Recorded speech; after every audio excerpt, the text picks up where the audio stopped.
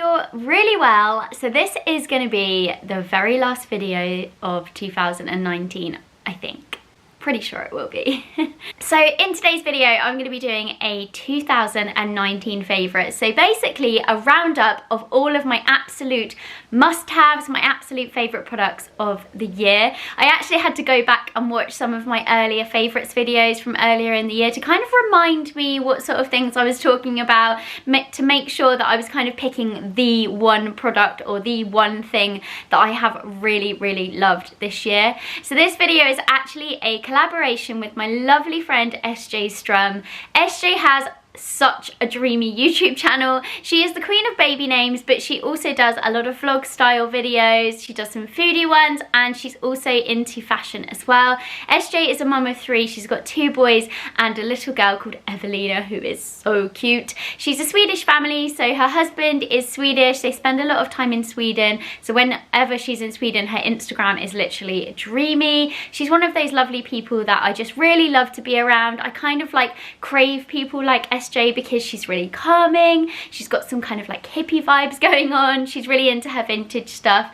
But yeah, anyway, I'm a total fangirl, but I think you'll really love her too. So head over there, watch her video as well, and don't forget to subscribe to her channel whilst you're there. So first on the list is what was our favourite book of 2019, and I found this really tricky because I read a book a week, a book a fortnight. I absolutely love reading, and yeah, I just found it really hard. So I've just scrolled through my Kindle, and there was one that I had in my mind, and I'm definitely going to stick with that one, and it's My Lovely Wife by Samantha Downing. Now, I don't like to go into too much detail about books, as you will know if you follow my favourites videos quite a lot, because I mentioned one before and apparently I gave a total spoiler away. So I'm also always really careful now when I talk about books. So the only kind of clue I'm going to give you is that it's a thriller. It's about a husband and wife who have a very dark secret. They're into something really quite dark. And there's a twist. If you're into Gone Girl, if you're into Girl on the Train, like those sort of really cliche books, then you'll really love it. It's a typical thriller, but it's one that really stuck in my mind. I found it really quite disturbing, and yeah, I really loved it. It was one of those ones that I kind of read in like 3 sittings because I loved it so much. Next up is what was our favourite film of 2019. I found this one a little bit easier because I haven't really watched that many films this year. I don't get to go to the cinema loads, and I feel like there hasn't been many like epic films out this year. So I'm actually going to pick a film that wasn't out this year. I think it was last year, maybe even the year before, but I only watched it a few months ago for the first time, and I was kicking myself because it was such a good film. I think it would have been amazing in the cinema, and that's Bohemian Rhapsody. So it's obviously the film about Freddie Mercury and Queen, and I just thought it was incredible. I know quite a lot about Freddie Mercury and Queen already, but I didn't know it to that sort of extent, and I just think Freddie Mercury, I just felt so sorry for him. I think he had a very difficult life as well as a very fulfilled life as well, and he just made such an impact on the world. And yeah, it's an incredible film. If you haven't seen it already, even if you're not a Queen or Freddie Mercury fan, you will absolutely adore it. The acting is amazing, the music is so good, and it's just a really heartwarming film. So next up is a podcast, and I'm pretty sure that me and SJ are going to have pretty much the same answer on this because I know she enjoyed it as well. And my favourite podcast of this year has been The Teacher's Pet, or is it The Teacher's Pet or Our Teacher's Pet? The Teacher's Pet, I think. It's an Australian true crime podcast. Now, I'm really into true crime podcasts, much like the kind of genre of books that I like. I just really like reading about murder. I don't know why. It's just so like far removed from my normal life. And this one is, like I said, it's a true crime podcast investigating the disappearance of Lynette Dawson, who is a mother and a wife, and it is kind of about her family's perspective and friends' perspective of people that think that maybe her husband did it. That's all I'm going to tell you. Again, I don't want to give you any spoilers, but it's absolutely amazing if you haven't listened to it already. Next up is beauty product, and again, I did find this one really difficult. As you guys know, I love my beauty products and I try out so many things. I've actually gone for something that's not like a makeup item or skincare, but it's actually something that has completely transformed my life, which sounds really dramatic, but it's just been incredible. incredible. And the beauty product I wanted to talk about was the Braun Silkapil 9. So this is an epilator. If you've not heard of an epilator before, it's basically a little machine. I'll pop a picture on because I don't want to get mine because it's full of water. It's a hair removal device. So I have very thick dark hair, especially on my legs. I always have done, and it's always just been like the bane of my life. Like, I hate shaving. I find it just is irritating. My skin doesn't like it. So I've always waxed, and waxing is, one, expensive, two, you have to wait for the hairs to grow, which was just the worst thing. There's nothing worse than having hairy legs all the time. So I invested in the epilator. It was quite expensive. I think it was about 130, maybe 150 pounds. And I was a bit like, oh, that's so much money if I don't like it. The first time I tried it, it was really painful, but no more painful than waxing. And because you can use it in the shower, the hot water really helps to kind of like alleviate the pain. So I do it in the bath or in the shower, and I cannot tell you how life-changing this has been. If you are a dark-haired girl or you just don't really like shaving or waxing, then I would highly recommend trying out an epilator. You don't have to wait for the hairs to grow very long at all, so my hairs can literally just be like very, very, very minimal, and the epilator will get them up, and then I can shave in between if I need to kind of like get that extra smoothness. But it's just amazing. The hairs don't really grow back anymore very much. They're really thin, and it's just, I can't tell you how much I love this product. I really like the next one, and it was, who is your favourite new person that you have met this year? So I have been so lucky this year. I feel like I've met some really incredible and inspiring people. I went on a trek to the Himalayas, which was a charity trek for breast cancer awareness. So there was a lot of people, you know, that had been through it or had family members that had been through it, and all of their stories were so incredible, and I wish I could mention all of them, but I just wanted to mention one in particular who I actually went on the trek with but had met earlier in the year at a Copperfield event, and her name is Alice May Purkis. She is a blogger. I would love it if she did YouTube. I'm pretty sure she doesn't have a YouTube channel, but I just find her really raw and inspiring. She's one of those people, so she's been through breast cancer, and she's out the other side, but you know, still experiencing problems and side effects and having to get on with real life. She's also had depression. She's written a book about living with depression and cancer, which is just phenomenal. And she's just one of those people that I really love to follow. I'll pop her Instagram below because I think you guys will really enjoy her too. She's very honest. You know, she has days where she wakes up and she's like, okay, I can't get out of bed today, and that's okay.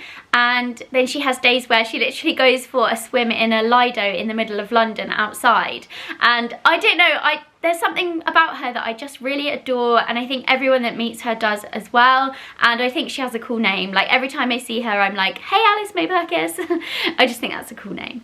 Like I said, she's not like one of my best close friends or anything. We don't chat all the time, but she's just somebody that I've met this year that I feel like has really sort of impacted on my life. Next up is, who is our favourite YouTubers of 2019, and I couldn't pick between these two because I watch both of their channels all of the time. I just find myself looking for their videos even if they're not in my subscription box. And the first one is my lovely friend Kerry Whelpdale. So she is a foodie YouTuber. She also does videos on like lifestyle and product reviews and things like that, but her main thing is food. She's an incredible cook. I have been very privileged to have tried some of her food, but yeah, she just does home cooked food, like family meals that are just so easy. I found them really good, especially since I have been gluten-free and dairy-free, because she doesn't adapt them for that, but I find her recipes I can easily adapt for me, but also feed Scott and Harry, if that makes sense. And the second YouTuber that I've really loved this year and I've just found myself watching so much is Rebecca Meldrum, or also known as Mrs. Meldrum. And I don't know what it is, I just am really drawn to watching her vlogs, and I don't watch that many vlogs. I have to be like really into the person to watch their vlogs, but I just really like seeing what Rebecca does every day. And she's just a mum, she's just a regular mum. She reminds me a lot of myself because she's just, a mum trying to do her best every single day. I feel like she's into the same sorts of things as me. She loves reading, so she's always got good book recommendations. She likes her skincare, so I don't know what it is, I just like seeing what she's doing every day. So if you don't follow her, which you probably do, I will pop her details below as well. So next up, who was our favourite Instagrammer of 2019? Again, I found this so hard. As you guys know, I love Instagram, I'm obsessed with it. There's so many people that I just love following on there, but I'm gonna go with somebody who I think puts that extra effort into Instagram, especially if it's like a brand post or something like that. Someone who I think has a beautiful feed but is also just really like real as well, and that is Kate Murnane, also known as Kate Bobo, also known as Dolly Bobo. So Kate has been in the blogging industry for donkey's years. She is an OG. She used to be a beauty blogger and now she is a parenting and lifestyle blogger. I just love everything about her. She does amazing posts on Instagram. She's really creative with them. I don't know how she does half of them. Some of the videos that she's done lately are just phenomenal. And yeah, I think you will really like her too. She's just a regular mum. She's got 2 boys. And yeah, I will pop her details below. So next up on the list is your best Instagram post of 2019. So I think what SJ meant by this one is, what was your Instagram post that got the most likes? And mine is this one, and this just fills my heart with so much joy but also so much emotion, because the caption that went with this photo was quite a deep one. I posted it earlier this year. So the photo is of me and Scott. We were in Vila Moura in Portugal having a lovely trip away, and the caption was about it being the 4th year anniversary since Scott had his brain tumour surgery. So if you've no idea what I'm talking about, I'm not going to go into detail, but my husband had a cancerous brain tumour in what year? 4 years ago, and yeah, he had surgery to remove it, and he's absolutely fine now. And this caption was just about that and how sort of proud I am of him. So I'm really happy that that was my most liked photo this year. So the next one is, what was our lowest point of this year? And I know that SJ was a bit like, do I include a negative part or not? But I feel like we should share all aspects, shouldn't we? So my lowest point this year has got to be Scott's dad being poorly, and he actually recently passed away. It was kind of expected, but he deteriorated quite quickly. He was ill for a good few years. I won't go into too much detail, but yeah, he was really poorly, and yeah, he passed away. And it's really sad, but at the same time, Scott's mum passed away 8 years ago, and you know, he just wanted to be with her. So they're together now, and he's not in any pain anymore. So the next one is, what was your career highlight of 2019? So I've got to say that mine was working with an amazing travel company. I went away with a company called Borrow a Boat, which is a boat hire company. And I went to the Algarve in Portugal, and we went sailing around the Algarve. And I was like there, like thinking, oh my God, this is my job. Like, it was absolutely incredible, and I felt really grateful. And it kind of just made me think, oh my goodness, like this is a job. Like, I started blogging as an absolute hobby. I still see it as a hobby a lot of the time, and kind of being able to do things like that was amazing, and being able to share that with you guys too was really, really cool. So the next one is, what was your personal triumph? So this was a bit weird because it was a triumph and then I kind of quit. But I'm still really proud that I did it. So I started running at the beginning of this year, and I ran for a good few months, and I have never been a runner before. I've always been one of those people that's like, no, I cannot run. Like, I cannot run.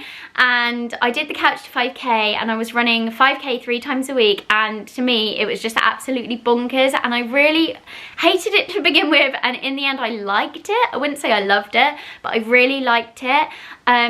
Really annoyingly, I've hurt my foot. I've still hurt my foot. I really need to get it sorted out.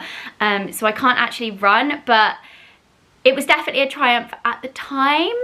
So I think that kind of counts. The next one is, what is your favourite cleaning product of 2019? And I feel like this has been my favourite cleaning product for the last 3 years because I just adore it. And it's the Method All-Purpose Spray in Wild Rhubarb. This spray not only smells insane, but is just such a joy to use. It's a very like natural product, cruelty free, not full of nasty stuff. I always find that as soon as this runs out and I try any other kitchen cleaner, like a Dettol one or something like that, it just doesn't feel the same. It feels very chemical and doesn't smell very nice. Everything feels sticky, but this method stuff smells divine and it's lovely to use. Our favourite food of 2019. So food for me has been a bit of a tricky one this year. I was diagnosed with some food intolerances. I won't go through the entire list, but it's mainly gluten and dairy that I can't have. So I've kind of like had to switch up my diet a lot, and some of my favourite foods I can't eat. But over the last few months we have been getting Gusto boxes, and I kind of flip between my subscription boxes between HelloFresh and Gusto. I think they're both amazing, both of exactly the same, but recently we've been really drawn towards Gusto boxes, and they actually have a section on there for gluten-free, which is amazing. There's not the hugest selection, I must say. I'm hoping that next year they come out with a little bit more, but I found that even when I don't get the gluten-free options, I can easily switch it out. So I can get like a pasta dish from Gusto, and then I can put my own pasta in it, and the boys can have the kind of gluten-filled pasta, if that makes any sense. But I just think Gusto's amazing. I've probably got, this isn't an ad or anything, and I pay for my Gusto boxes, I probably got a discount code, I think I have, so I'll pop it below, where I think you can get 60% off or something like that, and then I get like £10, I don't know, something like that, but I'll pop it below if I can find my discount code, because they are really good. Even if you just get the discount boxes and then stop it, it's like worth it for a few weeks. So if you're still here, well done. There is only 2 more favourites left, and I hope you're enjoying this video so far. So the next favourite of 2019 is Family Moment, and this one came to me immediately, and it's nothing like wild or kind of like massively special, but we were in Ibiza. We went to the Ibiza Sensatori this year, which was the most incredible holiday ever. Such a lovely resort, but they have a beach there, and I just remember going down to that beach one evening, and we were taking some photos and just like some fun casual photos of us all together. And I just remember me and Scott sitting on a sunbed and watching Harry, this makes me feel really emotional, I don't know why, watching Harry run up and down the water in the sunset. And I just remember sitting there thinking, oh my god, I'm so lucky. Like, I feel really overwhelmed even now just talking about it. I just sat there thinking, I'm so lucky. Like, I have like 2 amazing boys, Scott and Harry, and we are in such an amazing place, and you know, we're both healthy and we both have good jobs, and I just sat there feeling really fulfilled. And I don't know if I've ever felt like that before until that moment. I don't know why. I just had this like epiphany that, oh my goodness, like everything's great. You know, our life's not perfect, but everything in this moment is really good. So that is definitely my best family moment. And then what was my best friend moment of 2019? So my very best friend Sarah had her first baby this year, and his name's Sebastian. We call him Seb. And I just adore him.